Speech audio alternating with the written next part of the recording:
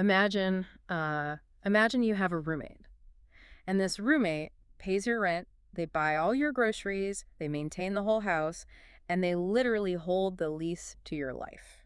Wow, okay.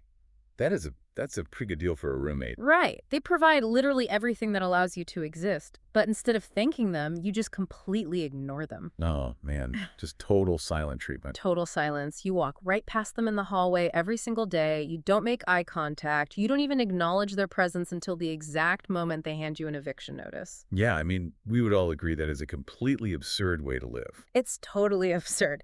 But, today we're looking at a text that argues you and I are doing exactly this right now with the most powerful and invisible force in the universe. And that force is time. Exactly. Welcome to today's deep dive. We are jumping into a really profound set of excerpts from a philosophical text called The Silent Teacher, Mastering Our Eternal Companion. It's such a heavy, fascinating read. It really is. And the mission for this deep dive is to basically completely reevaluate this constant companion we all have.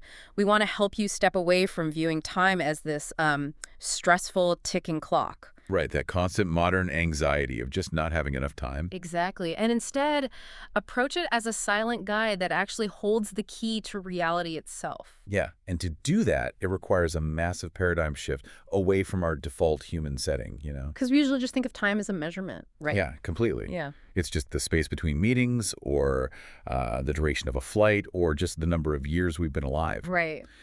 But to build the philosophical foundation here, the silent teacher frames time as the ultimate paradox. Wow. It is utterly untouchable. Yeah. And it's invisible. Totally invisible. And it is completely emotionless. The text points out that time does not possess anger or love, Yeah. sympathy, apathy. None of it. Doesn't care if you're late for work. Exactly. Mhm. It doesn't form attachments to you or to your goals. Hmm. But here is the paradox. Despite this absolute chilling neutrality, it is the only thing that actually heals our wounds. Oh, wow. Yeah. It watches every single human event transpire without ever directly interfering, but ultimately it acts as the supreme judge that decides our physical fate. That framing really forces you to look at your own existence from a completely different vantage point. I mean, it is completely detached, yet it controls the entire board. Yeah, and the author introduces a concept about that control that is honestly deeply unsettling but crucial to understand. Okay, lay it on me. So, time gives each one of us a portion of itself, right? It deposits a balance into our existence, but it never ever reveals what that balance is. Right, you don't get to log in and check your bank account of hours. Exactly. You were given an allocation at birth, and you just have to navigate your life carrying this immense mystery of when that allocation runs dry. Which brings us to a really fascinating behavioral paradox. I mean, if we establish that time holds this immense absolute power over our existence. Which it clearly does. Right. And we know the balance is hidden and finite. Our human reaction to it is just baffling. Oh, it makes no sense at all. We fundamentally mistreat and ignore the very thing that sustains us. We treat it worse than almost anything else in our lives. Yeah, and the text highlights just how woven this invisible force is into our daily reality, starting with the very words coming out of our mouths. Language itself, right. Exactly. The author argues that language wouldn't even function without time. Our dictionaries are literally structured around it. Wait, how so? Well, if you try to remove the concept of time from human communication, the entire structure collapses. Verbs require tenses. Narratives require sequence. Oh, I see. Like past, present, future. Yeah. Words like rushing, waiting, eventually, immediately. They form the invisible scaffolding of human thought. Everything we do occupies time, so every coherent thought we communicate relies entirely on its existence. Here's where it gets really interesting, though. Because if time is the scaffolding of our reality, our obstinance makes absolutely no logical sense. Right. Our behavior completely contradicts that reality. Think about how fiercely we protect things we perceive as limited or valuable, right? We install expensive security systems for our physical possessions. Oh, yeah. Cameras, alarms, everything. We buy heavy metal safes to protect jewelry or, like, paper money. We are intensely protective of our children and our physical health. Completely natural things to protect. But our personal time, we treat it as if it's this unlimited, infinitely renewable resource. We just toss it away scrolling on our phones. Guilty. Right. We all do it. We spend it on arguments that don't matter at all. We basically take the single most scarce resource we possess completely for granted. And the psychology behind that behavior ties directly back to that hidden balance we talked about earlier. Oh, so? Well, the text posits that human beings only consider something precious when they can actively see its limitations. Oh, that makes sense. If you can see the bottom of the barrel, you panic. Exactly. If a resource appears abundant, or if the end of that resource is hidden from view, like our time, we strip it of its value. We operate under this bizarre delusion that because we don't know the end date must not be approaching. That is wild. Yeah, and to underscore how foundational time really is to the human condition, the author draws a direct, really provocative comparison between time and the concept of God. I found that parallel incredibly striking when I was reading the source material. It really makes you pause, right? The text suggests that both time and God are simply human words created to give recognition to the ultimate source of life. Because there's a lot of overlap in how we describe them. Exactly. Consider the traits. Both are entirely invisible. Both are omnipresent. Both are looked to as the ultimate decider of our fate. Yeah, that's undeniably true. The author even posits that, perhaps, at the most fundamental level, they are the exact same force. I mean, think about it. We pray to a higher power to fix our lives. Yeah. But we also lean on idioms like time heals all wounds and only time will tell. Oh, wow. Yeah. We subconsciously assign this divine sovereign agency to time without even realizing we are doing it. Okay, I see the philosophical elegance in that, I really do. But I want to push back on the text's judgment of us here. Okay, let's hear it. The author calls this willful ignorance, right? But isn't it simply human biology to ignore what we physically cannot see or touch? You mean from an evolutionary standpoint? Yeah. Our brains evolved on the savannah to prioritize immediate physical survival. A predator is a threat I can see and run from. Food is sustenance I can hold and eat. Sure, very tangible things. But time is a completely abstract concept. It feels a bit harsh to blame humanity for not valuing an abstract, invisible concept the exact same way we value a tangible child or, a stack of physical currency. We are biologically wired to focus on the physical. What's fascinating here is how the text anticipates that exact evolutionary defense and completely deconstructs it. Oh, really? How does it get around the biology argument? The author argues that we are not actually dealing with an abstract, invisible concept at all. We witness time's physical effects constantly. Well, we don't see time itself, though. No, but we see the season cycle from spring to harsh winter. We watch concrete buildings weather and crumble over decades. We see our parents' faces line with age, and, we watch our own hair turn gray in the mirror. Oof. Yeah, hitting a little close to home there. Right. The physical, undeniable evidence of time's consumption is literally everywhere. Therefore, the text argues, our blindness isn't a biological limitation. So what is it? It is an active psychological defense mechanism. We choose willful ignorance specifically when it concerns our own mortality. Because it's just too scary to think about. Exactly. We construct these elaborate mental barriers because facing the hidden balance is terrifying. We think we can fool time by staying busy with physical things, but we are really only fooling ourselves. So going back to the intro, we are choosing to ignore the eviction notice because acknowledging the roommate means we have to acknowledge that the lease actually has an end date. That's spot on, yes. Man, okay, so if we accept that our fundamental mistake is treating our temporary physical lives as if they are an infinite reality, it seems we need a completely new framework. We definitely do. If we shouldn't be focusing on the illusion of permanence, what exactly are we supposed to be focusing on? Well, the text offers a really powerful framework for this, centering on a metaphor about the duality of our existence. It basically asks us to visualize our physical lives as a trip to the movie theater. Okay, let's unpack this, because it is the central, mind-bending pivot of the entire text. Yeah, this is where it gets really deep. Imagine you walk into a cinema and you sit down to watch a highly anticipated 3-hour film. The lights go down, the music swells, and while you're watching, you experience incredibly profound, visceral emotion. All right, you're totally sucked in. Yeah. If it's a thriller, your heart rate actually spikes. If it's a tragedy, your body produces real tears. You feel genuine fear, joy, and surprise. Even though it's fake. Exactly. Underneath that immediate, gripping sensory experience, a deeper part of your consciousness knows it is just light being projected onto a blank screen. It is a temporary, time-bound experience. When the credits finally roll, you stand up, stretch, and walk back out into life.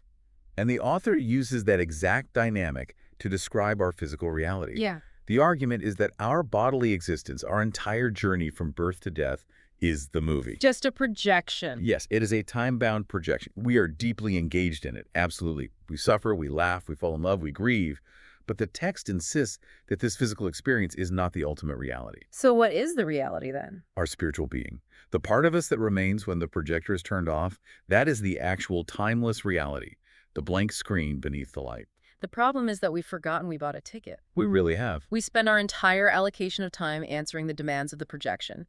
We pour thousands of hours into education, building careers, accumulating wealth, answering emails, maintaining our physical bodies. All movie stuff. Right. And according to the author, we spend absolutely none of our time exploring our actual roots. We never try to investigate the blank screen. Yeah, we just stare at the flashing lights. But I have to voice the skepticism that you, the listener, are likely feeling right now, because honestly, I felt it too when I read this. Yeah, it's a hard pill to swallow. It's a beautifully poetic metaphor, sure, but my life feels incredibly, undeniably real. It does not feel like a trick of the light. I can physically knock on the wooden desk in front of me right now. I can feel sharp physical pain. Humans create new life. Yeah, it's visceral. It is a heavy, messy, tangible experience. How are we possibly supposed to digest the idea that this visceral, physical world isn't the ultimate reality? It is the most natural pushback in the world. Right. I mean, how can a heavy, solid object be an illusion? Exactly. To answer that, the text actually pivots away from philosophy for a minute and leans heavily into quantum mechanics. Which is fascinating, bringing science into a mystical text. Right, because science relies entirely on physical proof. It strips away emotion, mysticism, and belief to find the literal building blocks of creation. And when physicists started breaking down matter, they studied the atom, and specifically the electron. And what did they find? They arrived at a scientific reality that sounds exactly like mysticism. I want to make sure we really understand the mechanics of this, because it completely reframes how we interact with the physical world. Okay, so think about the desk you just knocked on. To your senses, it feels solid. Very solid. But an atom is actually 99.9999% empty space. The nucleus is incredibly tiny, and the electrons orbit it at staggering speeds. Okay. The classic analogy the text uses is a fast-spinning fan blade. When a fan is turned off, you can stick your hand right between the blades. It's mostly empty air. Sure. But when you turn it on high, those blades spin so fast they create the illusion of a solid disk. If you try to push your hand through it, you'll be deflected. Yeah, you'd get hit. The physical world works on a similar illusion. The electrons are moving so fast, they create a cloud, a shell. When your hand touches that desk, you aren't actually touching solid matter. Wait, really? No. The electron clouds of your hand are simply repelling the electron clouds of the desk through electromagnetic force. Your brain just interprets that repulsion as solid touch. That is, wow. So the very foundation of our physical world, the materials we build our homes with, the bodies we inhabit, is mostly empty space behaving in a way that tricks our brains into perceiving solidity. Exactly. Science itself proves that our fundamental sensory experience of reality is deeply misleading. It behaves as if it has mass and permanence, even though it really doesn't. Which perfectly anchors one of the most challenging mystical quotes in the entire text. Yeah. The author writes, "There is no truth in this world. Everything we see here is, at best, an honest lie." Yeah, an honest lie. That phrase is haunting. It perfectly captures the duality we're talking about. The emotions we experience, the agony of heartbreak, the overwhelming love for a child, are completely honest. We really, truly feel them. The physiological response in our bodies is real. Right. But the framework they exist in, the assumption of physical permanence we assign to them, is the lie. Precisely because it is all bound by time. Anything bound by time is inherently temporary. It is a projection that will eventually decay and end. It has to. Yeah, the mind is limited by the body is limited by the physical environment, and all of it is marching toward the end of that hidden balance. Which forces us to confront the practical application of all this. Because, if we recognize that our physical reality is a highly compelling, honest lie within a much larger, timeless cycle, what are we supposed to do tomorrow morning? Right, how do you actually live with that knowledge? Yeah, how do we actively use the limited hours we have left in this physical projection without just giving up on life? Well, the text is adamant that this is not a call for nihilism. It explicitly states that time sent us into this world to experience it, not to get lost in it. So we are supposed to watch the movie. Yes, you are supposed to watch the movie, but you must not forget that you are sitting in a theater. We cannot stop time. We cannot borrow it. We cannot hoard it, and we cannot increase it. We can only direct it. And the author issues a severe warning about what happens if we direct it poorly, right? Yes, the concept of the cycle. The text outlines a pretty severe consequence if we fail to understand this duality. If we don't realize our timeless nature in this life, our time is considered incomplete. And if it's incomplete, we are forced into an endless cycle of returning to seek it again. We are essentially trapped in the movie theater, endlessly rewatching different films because we never figured out how to look away from the screen. It's a terrifying thought. And to break that cycle, the text argues we need a fundamental shift in our daily priorities. We currently exhaust all our hours developing life skills. Right, like learning how to code software. Or how to cook, how to balance spreadsheets, how to navigate social politics. These skills are necessary for the movie, but they do absolutely nothing for the timeless self. We spend 0 hours nurturing what the text calls time skills. Exactly. And here is the core mechanism of how time interacts with us. Time is a faithful servant, and it acts as a perfect mirror. A mirror. Yeah, it will ultimately give you exactly what your attention seeks. The construct of time acts as a magnet for your intentions. If you spend your hours seeking out conflict, time will deliver a life full of misery. Oh, wow. If you spend your hours focused on anxiety and what-ifs, time will manifest that stress. But if you spend your time seeking truth, time will eventually deliver it. It will not let you down, for better or worse. So what does this all mean for the listener on a random Tuesday? Let's ground this in a concrete scenario. Okay, let's do it. Imagine it's 8:00 p.m., you're exhausted, and you receive an incredibly passive-aggressive, angry email from your boss. Oh, the worst. Right. The physical projection, the movie, demands a reaction. A life skill handles this by crafting a definitive reply, raising your blood pressure, complaining to your partner, and basically losing 3 hours of sleep. Yeah, you get completely sucked into the screen. You treat the email as if it is the ultimate reality. Exactly. So how does a time skill process that exact same scenario? If we connect this to the bigger picture, a time skill processes the event through the lens of intention and awareness. It does not mean you ignore the email or just let yourself be fired. Right, you still have to pay the rent. Exactly. You acknowledge the physical reality, but the time skill is the internal cognitive step back. It is the conscious realization in that exact moment, this email, this job, this stress, it is all part of the projection.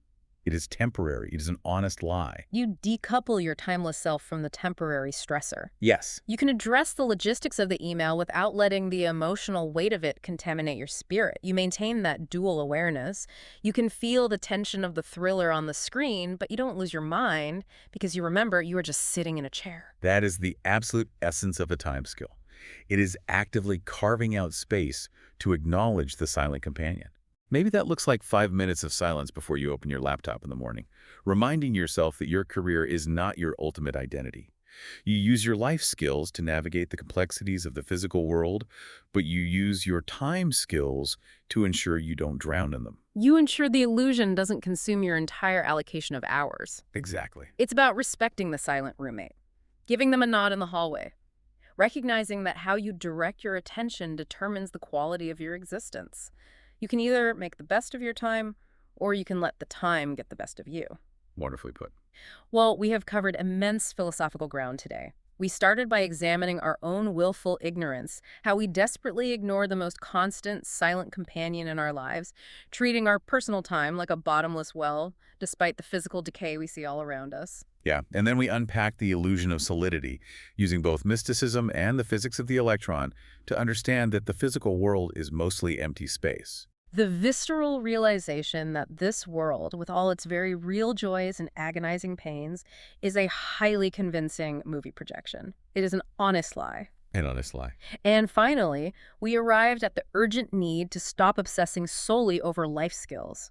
We have to start developing time skills, the ability to step back from the screen to intentionally seek truth and to acknowledge our timeless nature before our unseen hidden balance inevitably hits zero. It requires a fundamental, rigorous audit of what you are asking of your days. And that leads perfectly to the thought we want to leave you with. The text guarantees that time is a faithful servant. It is an absolute mirror. It will bring you exactly what you spend your attention looking for. Yeah. So take a hard, honest look at your calendar tomorrow. Look at the meetings, the hours spent scrolling social media, the errands, the arguments, the quiet moments. Based purely on where you are choosing to spend your hours in this physical projection, what exactly are you asking time to bring you?